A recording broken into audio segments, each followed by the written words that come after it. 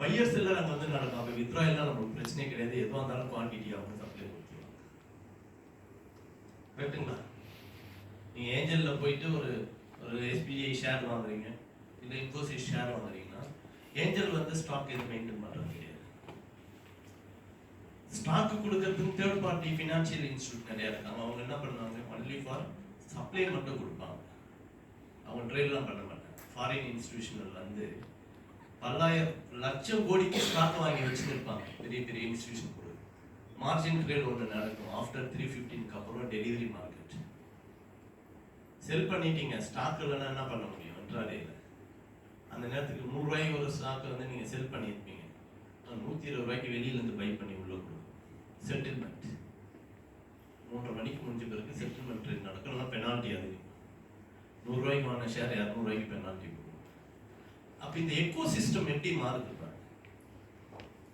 SEBI என்ன சொல்லியிருக்காங்க, ஒன்றுக்கு மேற்பட்ட ரெகுலேஷன் வேணும். அட்லீஸ்ட் 2 ரெகுலேஷன் இருந்ததுன்னா நீங்கள் ரெகுலேட் பண்ணிட்டு காயினை ட்ரேடிங்க்கு அலோவ் பண்ணலாம். எவ்வளோ பெரிய பாசிட்டிவான நியூஸ்.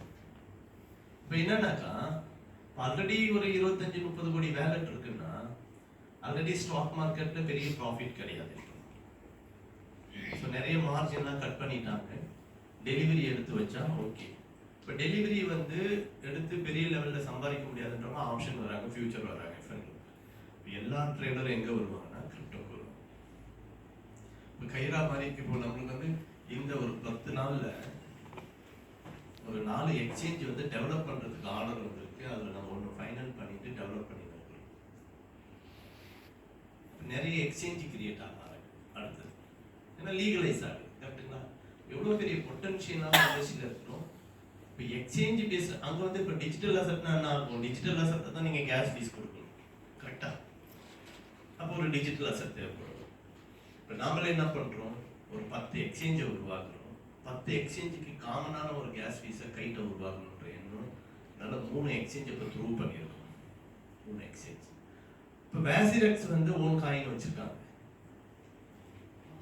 டோக்கன் ஒன் டோக்கன் வச்சிருக்காங்க கேஸ் ஃபீஸுக்கு. மற்ற எக்ஸ்சேஞ்சில் அது கிடையாது. பிசிஎன் ஒரு காயின் இருந்தது, பிட்கோவியா தான், அவங்களுக்கு கிடையாது, வெளியில் போயிட்டாங்க. கரெக்டுங்களா? இப்போ மேபி 1 or 2 months நம்மளுக்கு எஃப்ஐயூ கிடைச்சிடும், ஏஎம்எல் கிடைச்சிடும். இப்போ FIU finance intelligent units FIU AML கிடைச்சுன்னா அந்த கேட்டகரியில் பார்த்தீங்கன்னா எக்ஸ்சேஞ்ச் நடத்துறவங்க 4 பேர் தான் இருக்காங்க. பிட்கோயிக்கு எஃப்ஐயூ கிடையாது. கரெக்டுங்களா? ஜியோடெஸ் எஃப்ஐயூ வச்சிருக்காங்க, ஆனால் ஒன்று பிளாக் செயினும் ஒரு காயினும் எதுவுமே கிடையாது. அப்போ எவ்வளோ பெரிய ஸ்ட்ரென்த்தில் இருக்கும் பாருங்க. நம்ம one exchange, one block chain, one coin, இது எல்லாம் தாண்டி யூட்டிலிட்டிக்கு வந்துருக்கணும். இப்போ என்ன பண்ணுவாங்க இன்வெஸ்டர்? இந்த எக்கோ சிஸ்டம் மாறும்போது ஒரு நல்ல எக்ஸ்சேஞ்சை தேடுவாங்க ட்ரேட் பண்ணுறதுக்கு. அது இல்லாமல் ஓகே நல்ல எக்ஸ்சேஞ்சு, இது ஓன் பிளாக் செயின் இருக்குது, அகாடமி இருக்குது அப்படின்னும் போது அதனால தான் இப்போ வந்து இன்வெஸ்டர் நாங்கள் வந்து சர்வே பண்ணோம். இப்போ குயிஸ் மாதிரி வருது உங்களுக்கு. அதே மாதிரி நான் ஸ்டேக் ஹோல்டருக்கு நாங்கள் ஒரு கூகுள் ஃபார்ம் அனுப்புவோம். எதனால நீங்கள் கைட்ட தேர்ந்தெடுக்கிறீங்க, ரேண்டமாக ஒரு 1000 இன்வெஸ்டரை தேர்ந்தெடுத்து ஒரு எல்லாருக்குமே அனுப்புவோம். மெயில் ரிப்ளை பண்ணுறோங்க இருக்கிறாங்க. அதில் வந்து நாங்கள் வந்து ஒரு 50 கைட்டு 100 கைட்டு வந்து ஆட்ராப் கொடுக்குறோம். வேலிட் ஃபீட்பேக் அவங்க சொன்ன விஷயங்கள் நான் ஷேர் பண்ணுறேன். இந்த எக்கோ சிஸ்டம் மாறிச்சுன்னா கைரா எக்ஸ்சேஞ்சுக்கு ஓன் கிரிப்டோ எக்ஸ்சேஞ்ச் இருக்குது, ஓன் காயின் இருக்குது, ஓன் பிளாக் செயின் இருக்குது. இந்த கேட்டகரியில் இந்தியாவில் இருக்கிற ஒரே கம்பெனி இன்னைக்கு கைரா மட்டும்தான். எக்ஸ்சேஞ்ச் சில விஷயங்கள் நம்ம பொறுமையாக இருந்தால் அதை பாசிட்டிவ் சைன் வரைக்கும் நம்ம அமைதியாக இருக்கணும். அவ்வளோதான். இப்போ இன்னைக்கு இதெல்லாம் ரெகுலேட் பண்ணிட்டா கவர்மெண்ட் வந்து இந்த கவர்மெண்ட் வந்து டிஜிட்டலில் ரொம்ப ஃபாஸ்ட்டாக இருக்கிறாங்க. பிஜேபி கவர்மெண்ட் 100% எல்லாமே டிஜிட்டல் வர முடியும். ஸோ இதுக்கப்புறம் சிபிடிசி இம்ப்ளிமெண்ட் பண்ணிட்டாங்கன்னாக்கா ஃபிசிக்கல் கரன்சி கிடையாது. பேஸ் அந்த சிபிடிசி கொடுத்து தான் நீங்கள் கிரிப்டோ வாங்கணும். சிபிடிசி கொடுத்தது நீங்கள் கிரிப்டோ வாங்கணும். ஸோ நம்ம வர எல்லா பிளாட்ஃபார்மையுமே நான் வந்து அப்படி தான் டிசைன் பண்ணுவோம். சிபிடிசி கொடுத்துட்டு கிரிப்டோ வாங்கிக்கலாம், சிபிடிசி கொடுத்துட்டு இகாம் போகலாம், சிபிடிசி கொடுத்துட்டு நீங்கள் ரீசார்ஜ் பண்ணிக்கலாம். மேபி நெக்ஸ்ட் வீக் வந்து கியூஆர்ல வந்து ரிலீஸ் பண்ணுறோம். கியூஆர் அண்ட் ப்ளஸ் ஃபண்டை நீங்கள் ஆட் பண்ணிக்கலாம் பிபிஎல் பேங்க் மூலியமாக.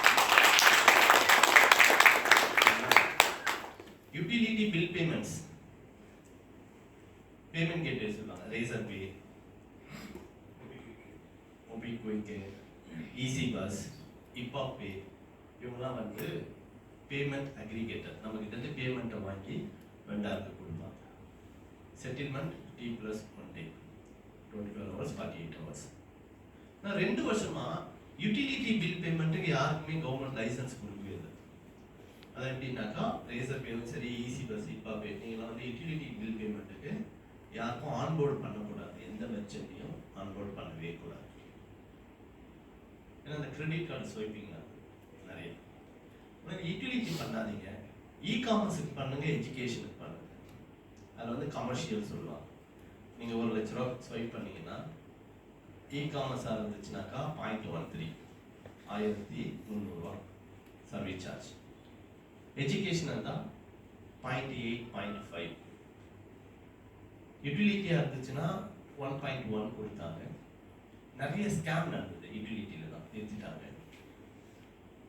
இந்தியாவுடைய லீடிங் பேமெண்ட் கேட்வே யாருங்க? லீடிங் பேமெண்ட் கேட்வே இந்தியாவோட Paytm, PhonePe, Razorpay, payment gateway.